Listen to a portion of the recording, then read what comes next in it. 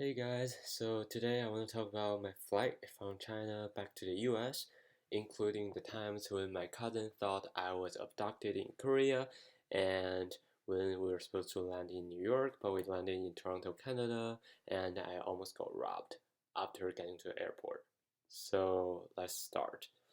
As you guys all know, I went back to China, um, where I grew up, for a trip, and then I was supposed to take a plane that's departing on July 17th back to the US to the JFK airport at landing at 9 p.m. at night. So it wasn't supposed to be a complicated flight. I had a layover in Seoul, Korea. Um, but yeah, anyway, so the first flight was okay from Shenyang to Seoul, Korea was only 2 hours, but my layover was 6 hours. And during those times, I didn't have signal on my cell phone because I got my number from Shanghai, China, so it doesn't have service in Korea. So I switched my number or my SIM card um, at the Seoul airport. So, well, I still only have Wi-Fi. I don't have any service or whatever. Um, so usually whenever I get on a plane or I board on a plane, I would tell my parents, "Hey mom, I got on the plane. Don't worry." Blah blah blah. Um, so this time I was gonna do that, but when I got on the plane, I didn't have service. Um, because they don't have Wi-Fi on the plane. So I was like, okay, whatever. My mom probably knows that I'm fine. Um, so we flew, and it was all normal. I was reading books, I was napping, eating the meals on the plane. Until at one point, we were almost at the JFK airport, and it was almost an hour until the time that it was supposed to land. They made an announcement. Also, I was taking Korean Air, so it's a Korean airline, and normally they would speak Korean once and then they would repeat it in English. So when they made the announcement, they were like, okay, for all items purchased at the duty free on the airplane, you guys have to return it because we are arriving at a different airport. I guess at that point I was still really sleepy, so I didn't really pay attention. So I was just like, okay, I think I'm dreaming, but I'm not sure. And then the lady who was sitting next to me, she's Filipino, and then she said it in English. She's like, "Sir, do you know which airport we are landing at?" And I was like, "JFK, right?" And then she's like, "Oh, okay." And I was like, "Okay." And then, yeah, that was weird, but I didn't really think too much into it. Um, until 20 minutes later, when it's really supposed to be landing, they made another announcement. They're like, the plane is landing at Toronto Airport. And then I was like, holy shit, what? And then the lady right next to me was like, did he just say Toronto, Canada? And then I heard the whole plane was kind of panicking because we were supposed to land in New York JFK and we are landing in Canada instead. Like, what the hell, you know? Um,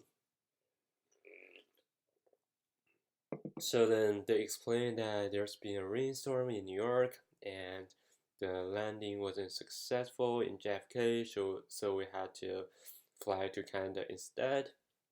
But then I was kind of just like, couldn't you pick another airport like nearby instead? Like, why do we have to fly all the way to Canada?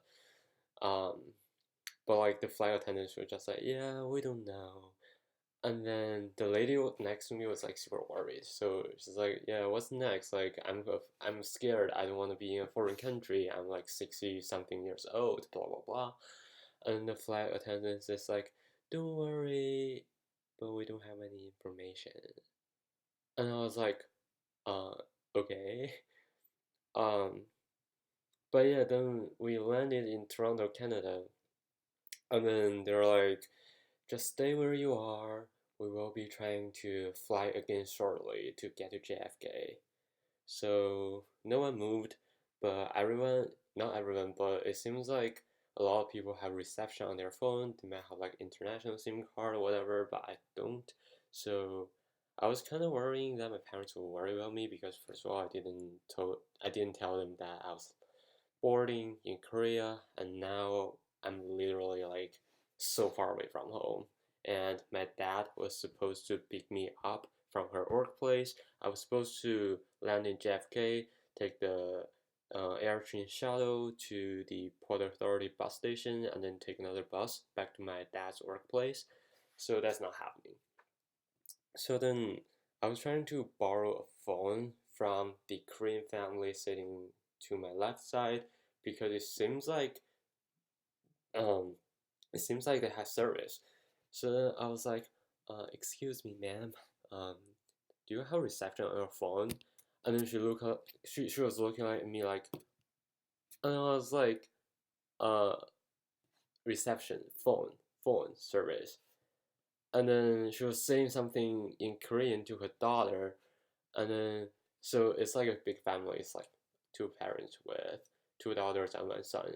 So the little daughter, she's like 5 years old, I would guess. So apparently she has no clue, and then she's like, "Yeah, talk to my sister," or she said it in Korean, but I figured it out. So then I was asking the sister, I was like, "Phone, can I borrow it?" And then she turned to her brother, and I think her brother was holding a portable Wi-Fi device. So I was like, okay, you have Wi-Fi. Can I borrow your Wi-Fi? I guess he understood that, so he gave it to me, but I was like, I don't know how to use it. And then he looked at me like all confused. And then he told me to talk to his dad. And then his dad was like, speaking Korean or whatever, and I still couldn't understand. I guess people assumed I was Korean. Um, but yeah, that was super confusing, and I got really frustrated. So I was like, okay, never mind. I'm just not gonna borrow it, and I'm just gonna wait. Um, but yeah, we waited for more than 2 hours, just sitting on the plane, doing nothing. Every time we asked a crew member what's up, they're all like, we don't know. And I was like, okay. So yeah, by that time I think we are on the plane for more than 17 hours because the flight itself was supposed to be 14 hours, and then it was delayed by 1 hour because it was circling around above JFK airport, and then it flew to Toronto, and then we were on the plane doing nothing for 3 hours. So that sucked. And then they were like, okay, everyone should get out now. We're gonna handle it at the terminal. So we got out. It was a huge plane because it's an international flight. Everyone was waiting. We went through um, the airport stuff and everything, and then taking no information whatsoever. Occasionally, one flight crew member would come, and then he would speak so quietly that people had to circle around him to hear what he says. And the thing is, he only speaks Korean. And then for like foreigners like me, I was like, what's going on? So I can't even ask the Korean people because they don't really speak English.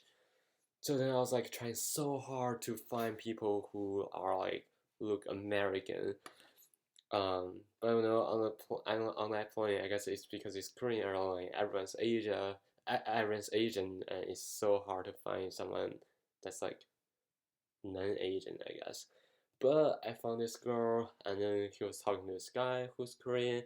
I guess he's like bilingual, so he was trying to translate um to the girl what was happening. So I was like, okay, I'm gonna stick to this girl. We're gonna be a group now. I'm gonna learn everything that's um he's saying. So then he was saying that the flight crew is trying to separate us into two groups. One is gonna stay at the airport for I guess just lunch, and then the other group they are going to take us to a hotel. But then the problem is all the hotels are occupied near the airport, so there's no room for us. So then I guess at that point a lot of people gave up and then they went to the group that's gonna be lounging, and there aren't that many people left for the hotel. Like honestly, if it wasn't for the girl, I would have just went for the lounge as well. But the girls stick to the hotel group. So I was like, okay, we're gonna be together because I don't want to go through this alone. Um, so yeah, we waited for really long because they were trying to find a hotel, and then finally they're kind of just like, yeah, the hotel is gonna be at Niagara Falls, and I was like, that sounds far. And then they're like, yeah, it's gonna be an hour and a half drive, and I was like, so what time are we gonna fly tomorrow? At first, they were like, they're gonna try to fly at noon, which is 12 p.m. So I was like, that means, so at that time it was already almost 2:30 a.m. and I was like, even if we leave now, we are not gonna be able to get to the hotel until like almost 3, and if we want to fly by 12, including like the boarding time and the traffic time, blah blah blah, we literally don't have that many hours in the hotel. And then they were like, yeah, if you don't want to stay in the hotel, you don't have to, you know. But I was like, you know what, fine, I'll go to the hotel. So we were lining up, trying to get arranged for the hotel. It took forever. I think by the time we actually left, it was almost like 4 a.m. It was 4:30. No, it was 5 when we got to the hotel. And it was actually quite nice. It was Marriott at the Niagara Falls, and it was a very short walk. So yeah, me, that girl, and that Korean guy, us three were together. I guess we were like all around the same age. They were both in college. So the Korean guy, he was only here for a vacation in New York, and he's never been to Niagara Falls. So he's like, can we actually go to the Niagara Falls if we have time? And I was like, of course we can. The funny thing is, earlier this year I was telling my friends I really wanted to go to the Niagara Falls, especially the Canadian side, because I went there in 2013, but I only went to the American side. So I was like, I really want to go to Toronto, and then I want to visit Niagara Falls on the Canadian side. But we didn't end up making it. So I guess, okay, here I am. I guess God really hurt me that I wanted to go to Toronto and I wanted to go to Niagara Falls. Um, so yeah, we um, we checked into our rooms, we took a shower, met at the lobby, and then we went to Niagara Falls together. It was really beautiful. It was amazing. It was quite something. But at that point, I was kind of just exhausted, so just like took pictures, walking around for a bit. Um, but yeah, so after that, went back to a hotel, ate complimentary breakfast, and then the bus came to pick us up at 10:30. So I actually didn't really spend that much time in the hotel, but I was able to take a shower, I was able to see the Niagara Falls, and I was able to eat. So that was definitely way better than lounging. Um, but yeah, anyways, they said the plane is gonna depart at 2 p.m. Which I was like, okay, it isn't bad. So, oh yeah, I forgot to tell you guys about a story that my cousin thought I was abducted. So yeah, after I landed at Toronto airport, my phone like blew up as soon as I connected to the Wi-Fi, and I got like thousands of messages from my mom, my dad, my cousins, my aunts, my uncle, my yeah, everyone. Anyways, so they're like, did you leave Korea soon? No, no, they were like, did you leave Korea yet? Are you in New York yet? Because you were supposed to land at 9. and I literally just called my mom. I was like, "Mother, I'm in Canada. Like I don't know why this happened. Well, I sort of know. I was like, it's because of the rainstorm, but I'm not making it home tonight." And then my mom was like, your cousin thought you were abducted in Korea. And I was like, what? And then she was like, yeah, you didn't tell us when you boarded in the Seoul airport. And then I was like, no, I didn't because I didn't have reception in Korea. And then she told me apparently when they tried to call my number, like my Chinese number, it actually went through even though I took the SIM card out.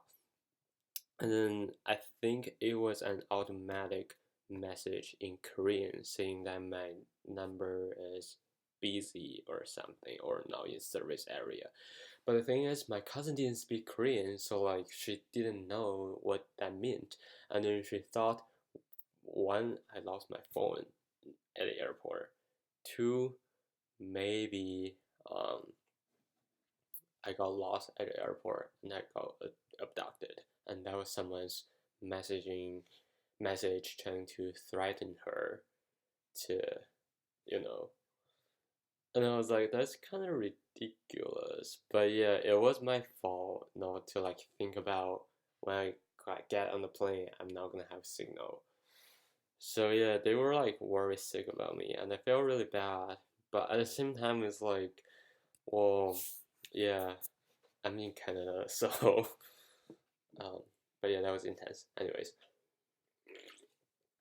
um, I was supposed to depart in Toronto at 2 p.m., so I thought I would be able to land in New York at 3:30 p.m. and I would be able to take the shuttle and take the bus and get to my mom's workplace at 5, so it's perfect.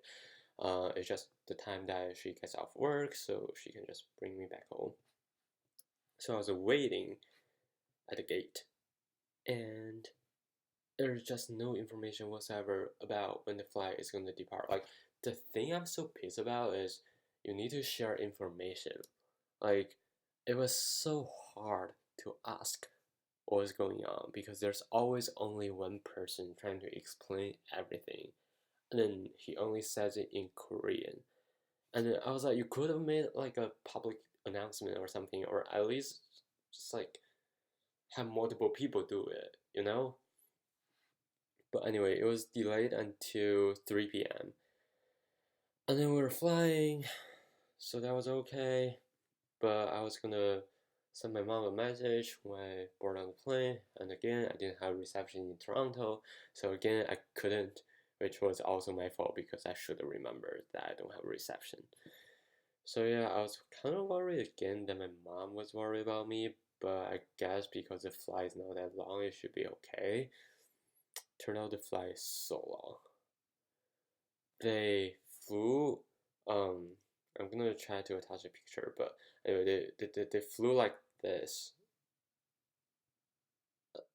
They said because it's because of the turbulence of the air or air traffic, whatever. But at that time, I was like super exhausted because I hadn't slept in literally 48 hours. So then I think we landed at like almost 6 p.m., which was way later than I thought. And then I landed, I called my mom, I was like, so the plane was super delayed and it's gonna take me a while to get home too because I figured if all the planes are delayed, it's gonna be super trafficy at the airport. But then I guess everything went okay shortly after that. I got off, um, got my luggage and everything, and then I was gonna take the air train from the airport to Port Authority bus station and take the bus there. So I took the air train once when I was flying back from Germany back home. So I kind of knew where to go. So I got there immediately and I was waiting for the train. And then as the train was coming, someone wearing a uniform approached me. And he's like, because of the rainstorm today, the air train is not gonna go to Jamaica station, which was the station I was supposed to go. He's like, but there's shuttle services upstairs. Just go upstairs, wait for shuttle number 5, and it's gonna take you to the Jamaica plane station, and you can take the subway from there. And I was like, okay. So I didn't really have any doubts on that because I mean, like, it kind of looked stormy, and I thought it was gonna rain, so there's nothing abnormal about it. So I went upstairs, and then there was this big black car driving through, and then yeah, the guy told me to wait for shuttle number 5, and then he was yelling shuttle number 5, and I was like here, and then it's like hurry up, put your luggage on the car, we gotta hurry up, the storm is coming, and I was like okay okay, and then I put my luggage on, I went into the car, and then he started driving like immediately, and I was kind of like, I was feeling it's kind of sketchy because I was the only one on the car, but I didn't really think too much into it. And then he was being super friendly. He was like, which airline did you take? What time did you land? Where did you go? Did you visit families? Or like where do you live? Blah, blah, blah. And then I was like explaining all that. And then he was like, yeah, I started the meter, so I would know how much to charge you, but don't worry, this is like a airplane service, so it's gonna be okay. So then I was like, okay. It's also by that time I was so exhausted, I just like couldn't think straight. So he was just taking me, but I just sensed this vibe that this car is very sketchy. So I opened up my map and I was like checking the direction it was going. So I was supposed to take the subway line E to go to Port Authority bus station. Um, but then I saw it was driving to another direction. So I was like, sir, I think we're heading towards the wrong direction because I was trying to take the subway line E. And then he's like, yeah, but you should take the subway line A because it's faster. And I was like, but I said I wanted to go to E. And then he's like, just go to A, it's faster. And I was like, what the hell? But then I googled subway line A, and it's actually legit. So I was like, okay, I'm just not gonna worry about that. And then I remembered I literally have no cash in my wallet, in my wallet. So I was like, sir, I only have $2 in my wallet and a credit card. Do you take card? And he's like, sure, but um, not directly. I'm gonna drive you to an ATM, and then you can withdraw cash from there. And I was like, okay. So that was super sketchy as well. And then he stopped at the ATM, and then he's like, I'm gonna stop the meter now, and show you the amount that you have to pay me. And I was like, okay. And then he's like, $197. And I was like, what did you just say? And then he's like, $170. Here, it says on my phone. I started the meter. And then I was like, that's not right. And then he's like, yeah, there's also tax and tip. I'm gonna calculate it for you, but after that, you're gonna have to pay me $297. And I was like, isn't tax usually 7%? And then he's like, dude, this is New York. You think tax is that cheap? And I was like, no, tax in New York is 7%. And then he's like, yeah, there's also tip, so it's going to come out to be $297, and you have to pay me. And then I was like, you said you're an airplane service, right? And then he's like, yes. And then he pulled out like paperwork and blah blah blah. Not gonna lie, it looked fake.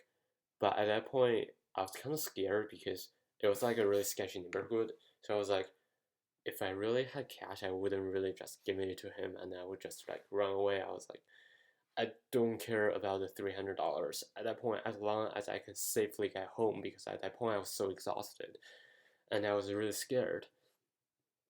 But I really don't have the money. And then he's like, yeah, use your credit card at the ATM. So I did. I was honestly trying to withdraw money first, and then I thought about it. I was like, if I don't remember my password, he's not gonna do anything about it, you know? So I just like typed the wrong password like 3 times, and it kept rejecting me. And then he was standing right next to me. He was like, "What's going on, bro?" And I was like, I, I don't think I remember my password. And then he's like, "What card do you have?" And then I was like, "TD Bank." And then he's like, "Come on, there's a TD Bank right next, in the next block. Like drive there." So we go to TD Bank. The bank itself was closed, but then there's also like several ATM machines. So he told me to try that one instead. Maybe it doesn't require a passcode to withdraw cash. So I tried, and it didn't succeed. Cause like I was kind of like, thank God it didn't succeed, because I would have just lost the money, you know. But then he was like, what's going on? Like, why isn't your card working? And I was like, well, not my fault because I didn't see this coming. And then he's like, since you don't remember your passcode, let's drive to a CVS and buy a gift card. And you're gonna charge the gift card the amount that you're supposed to pay me, and we're gonna settle. And I was like, okay. I mean, at that point, I was also like really scared, so I was like, if I could pay, I'll just pay and get away because I don't want to deal with this anymore. I mean, $300 is a lot, but I think my life worth more. So we drove to the CVS, and he was literally taking me by my arm to buy the gift card and to pay for it. He was watching me every single second. And then, so I was trying to pay for the gift card. I pulled out my credit card, swiped it, didn't work. It got declined. And I was kind of like, but then he's like, why is it declined? I was like, I don't know, maybe I tried to withdraw cash too many times. So then there's nothing he could do about it, and the cashier was really mad, so he's like, there's a line waiting, so just get out. So we got out, I got in the car, but I couldn't really leave because I had my luggage in the back truck. So I was like technically just stuck there, and I didn't have money to pay him. But then he's like, "Do you have any cash on you?" And I was like, "Sir, I literally only have $2." And then he's like, "You are Chinese. You have to be rich. You have to take cash."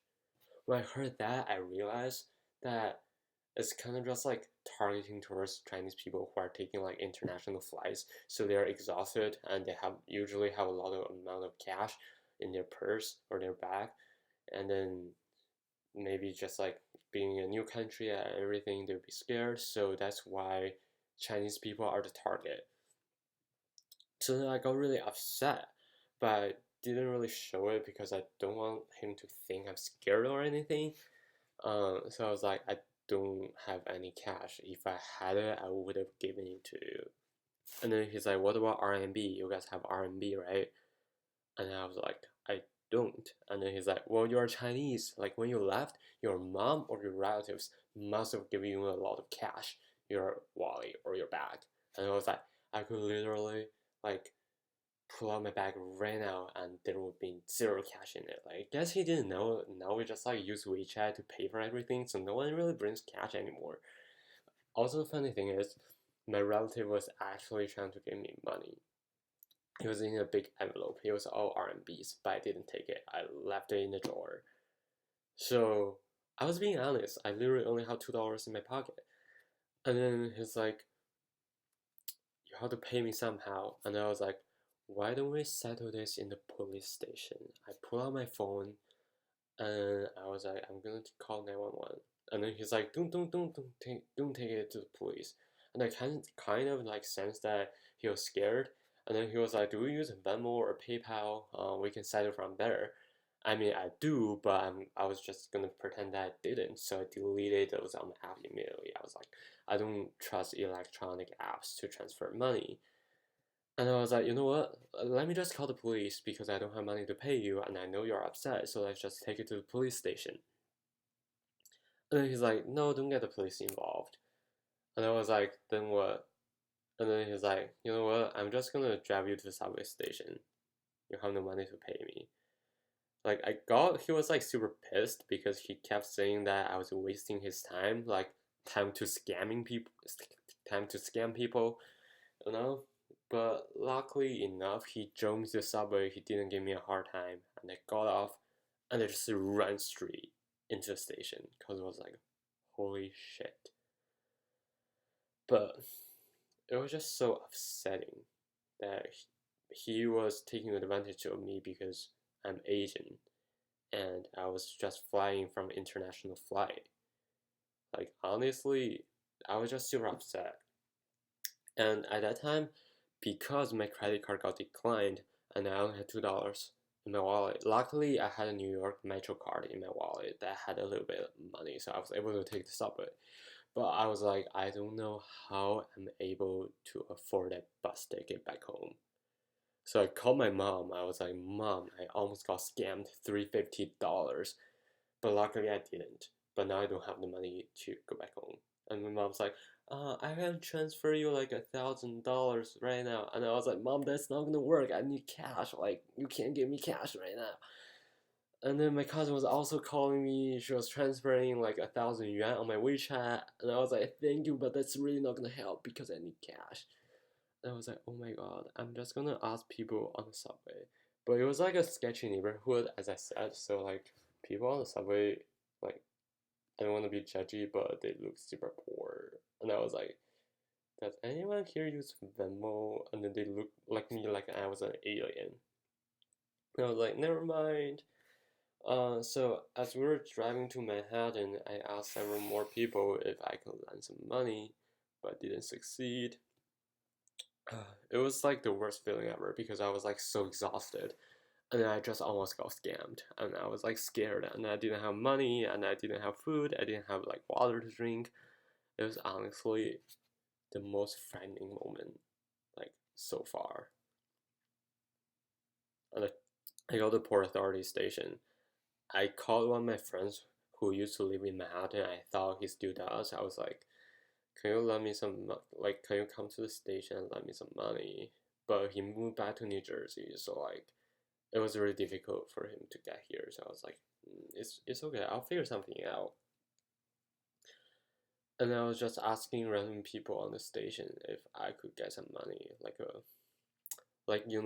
when you take the subway, people ask you, "Sir, do you have cash I can borrow? I need to take the bus or take the train." Like I feel really bad now because I just said I don't have cash or whatever, and I just avoid them.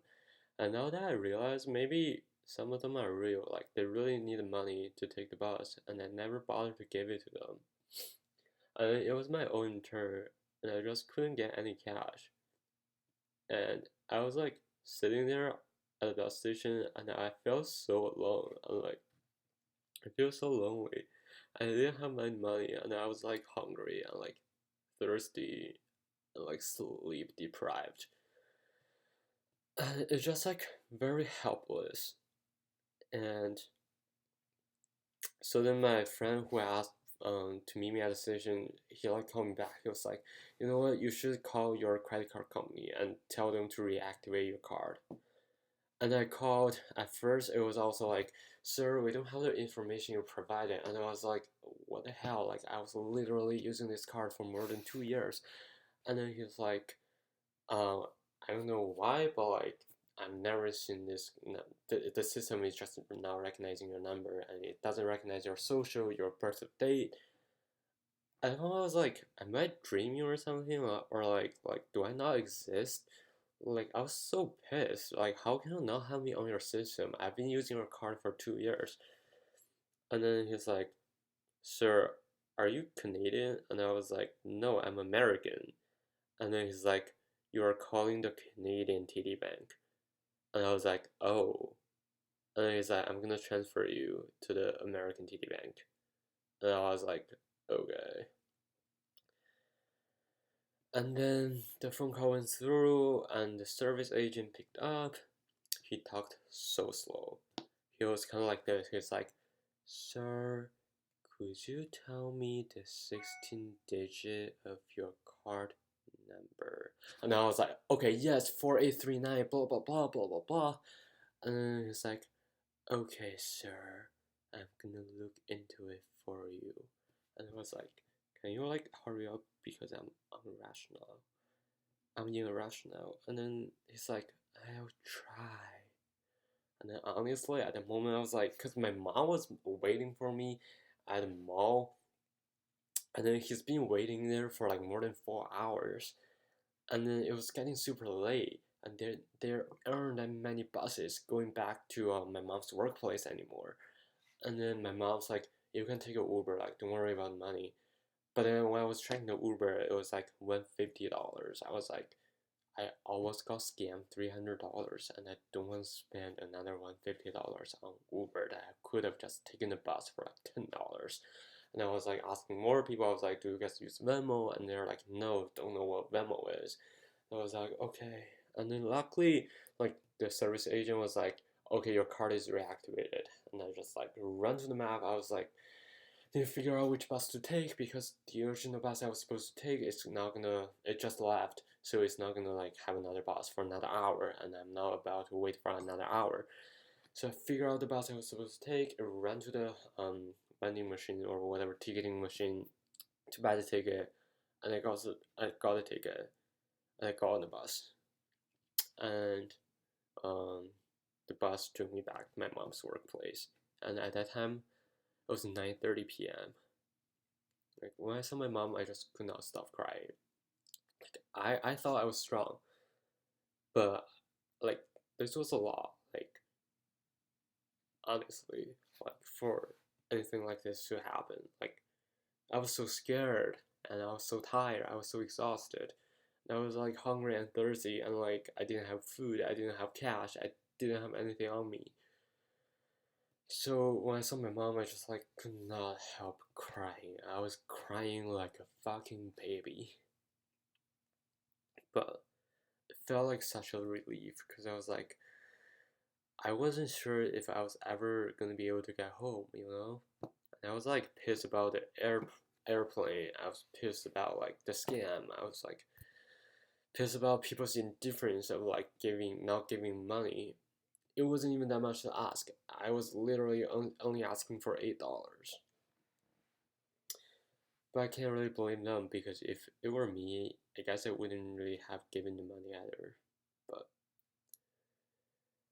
it just kind of made me to rethink about the society, about like how people take advantage of you, and how people when they see your face, they label you as a rich Chinese people who bring a lot of cash, and they take advantage of you being exhausted from taking an international flight.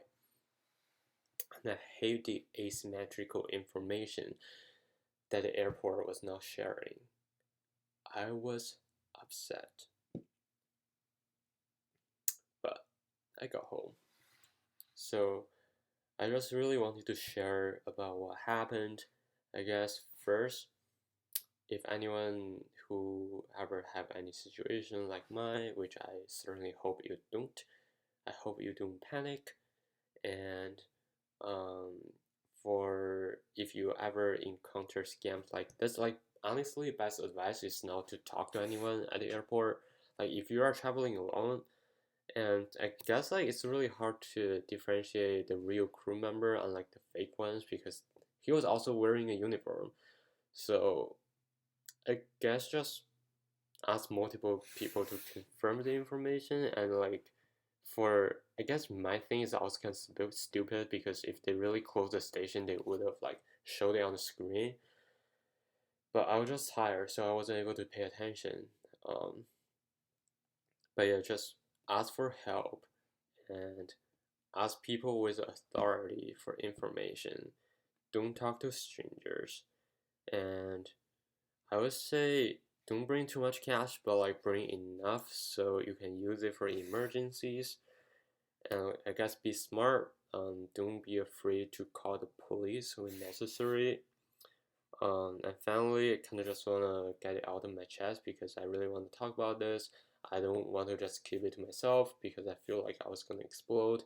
So, for people who watched all the way through, thank you guys so much for listening. Um, thank you.